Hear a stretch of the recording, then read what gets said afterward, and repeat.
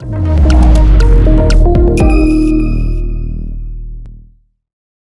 lanjut ya. Ini contoh kedua, kalau fungsinya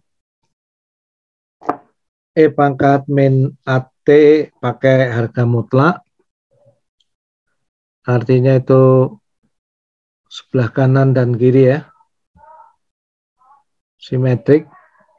Kayak gini fungsinya.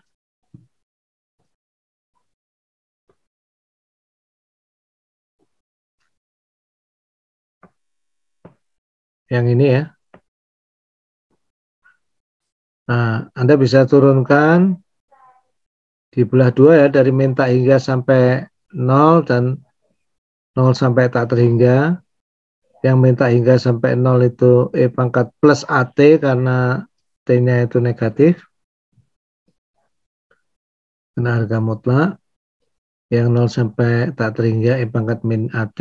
Nah, Anda akan peroleh XJ omeganya kayak gini ya. Nah, ini coba Anda latih kayak gini ya, pakai tangan ya. Besok kuisnya ini ya. Kuisnya adalah Fourier transform. Nah, nanti itu kalau Anda lihat itu ternyata ini nggak punya fase ya, ini bilangan real ya. Jadi XJ omeganya langsung satu gambar aja, bilangan real. Ini transformasi Fourier-nya kayak gini. Nggak punya fase, fasenya 0 untuk semua frekuensi. Berikutnya fungsi delta unit impulse. Ini transformasi Fourier-nya kalau Anda integrasikan sama dengan 1. Jadi untuk semua frekuensi, fungsi delta T itu untuk semua frekuensi, itu nilai transformasi Fourier-nya konstan, yaitu 1. Ya. Di domain waktu itu fungsi impuls, di domain frekuensi dia rata dari min tak hingga sampai plus tak hingga untuk all frekuensi ya.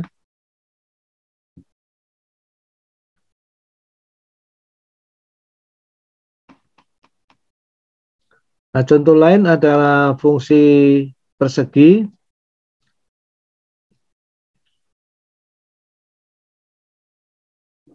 Seperti ini. Ini bisa Anda turunkan. Ini ya, jadi 2 sin omega T1 dibagi omega. Ini bentuknya adalah fungsi sin yang tadi kita ketahui. Ini titik potongnya di pi per T1 sama min pi per T1, puncaknya di 2T1.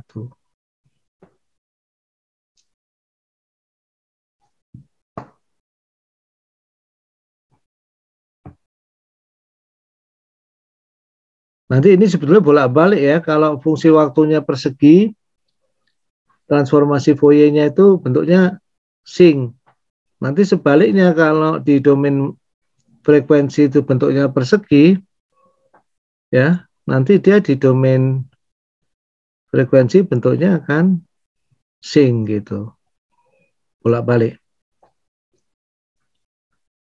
Ini contohnya ya.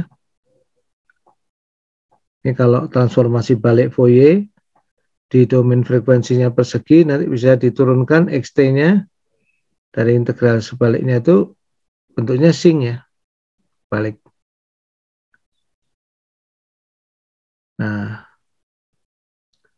jadi Anda harus belajar khusus ini untuk menghitung, menggambar fungsi sin ya.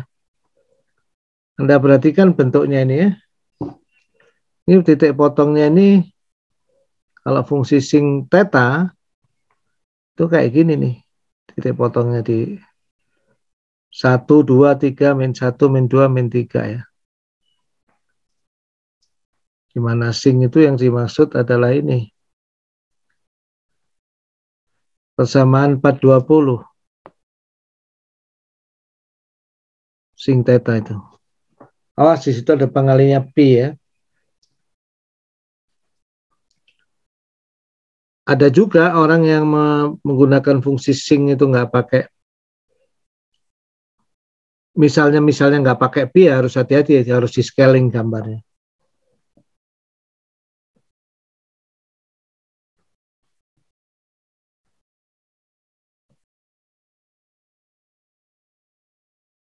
Ya. Nah, nanti ini kalau Anda lihat ya, semakin pulsa di domain frekuensinya semakin lebar, fungsi sync di domain waktunya semakin sempit. Dan sebaliknya, kalau transformasi Fourier-nya semakin sempit, fungsi sync-nya semakin lebar. Makin sempit nih makin lebar ya. Nah, kemudian ini ada transformasi Fourier untuk sinyal periodik. Ini sebetulnya akal-akalan ya. Sebetulnya seperti tadi saya jelasin, kalau dari syaratnya itu integralnya nggak ada, nggak dijamin ada ya. Tapi ini secara praktis biasanya masih oke juga ya. Jadi intinya transformasi Fourier, kalau periodik sinyal punya deret Fourier.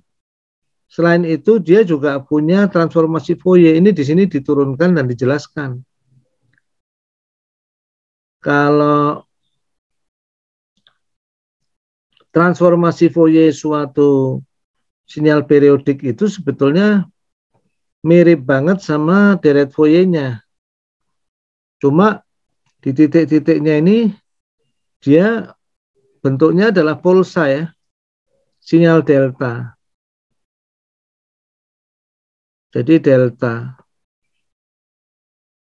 omega min K omega 0 ya. Ini tinggal dikali koefisien Fourier-nya AK. Tapi tidak hanya dikali koefisien Fourier-nya, ada sedikit pengali lain, scaling gitu ya, karena yaitu perhatikan persamaan ini 422 ini kali 2pi ya, AK-nya kali 2pi. Nah, Anda yang mau tahu penurunannya dilihat aja di situ ya. Jadi ini ada kali 2pi ya, 2pi kali AK. Setiap koefisien deret Fourier-nya dikali 2pi. Kemudian selain itu dikali fungsi impuls, tapi fungsi impuls dalam domain frekuensi. Delta omega min K omega 0. Ya. Jadi kalau sinus seperti kita ketahui deret Fourier-nya ada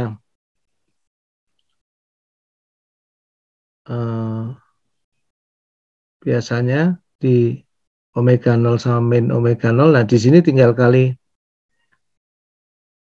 ya, A1 sama dengan A min satunya setengah ya, itu tinggal kali 2pi ya. Maaf, ini kalau sinus tuh A1-nya seper 2J, A min satunya min seper 2J. Itu tinggal kali 2pi. Terus di masing-masing frekuensi itu dikali fungsi impuls ya. Dapatlah transformasi Fourier-nya kayak yang di dalam gambar ini. Ini untuk sinus, yang bawahnya untuk kosinus.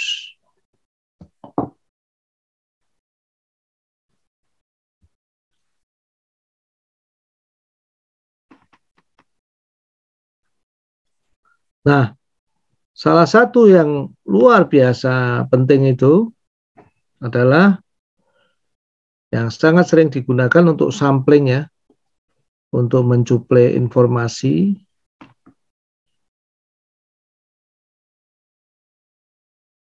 Kalau kita mencuplai sinyal kontinu menjadi diskrit sebelum dimasukin komputer kan, kok sinyal kontinu diambil di nilai-nilai tertentu, di waktu tertentu ya, K kali periode pencuplian. Di mana T besar itu adalah periode pencuplian, penyamplingan. Habis itu baru dimasukkan komputer, didigitalisasi. Nah, sinyal penyampling itu di sini digunakan adalah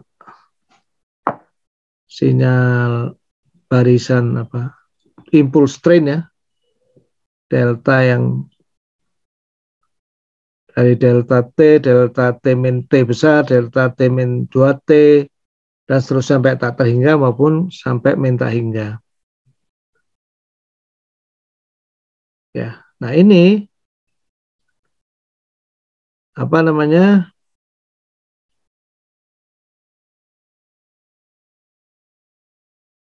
deret Fourier-nya ini karena sinyal periodik bisa dihitung dengan menggunakan rumus deret Fourier, ketemu seperti untuk semua K ini.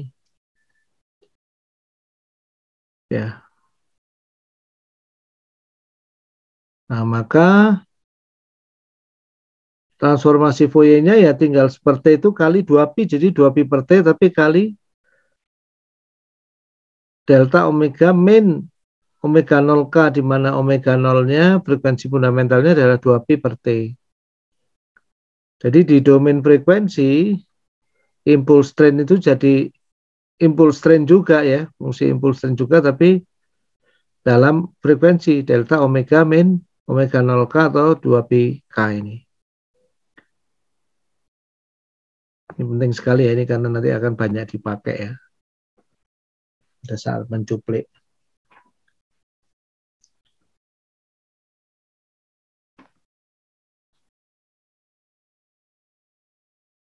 Nah, ini adalah cerita bagaimana transformasi Fourier sebuah sinyal periodik ya. Ini gambaran tadi ya, ini impulse train di domain frekuensi, di domain waktu yang sinyal pencuplikan ya, untuk penyamplingan. Nah, nanti hasilnya adalah di domain frekuensi impulse train juga.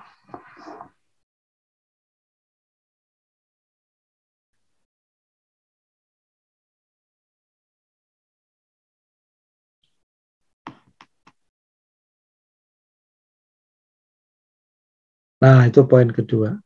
Sebelum kita ke poin 3, kita rehat dulu 5 menitan ya.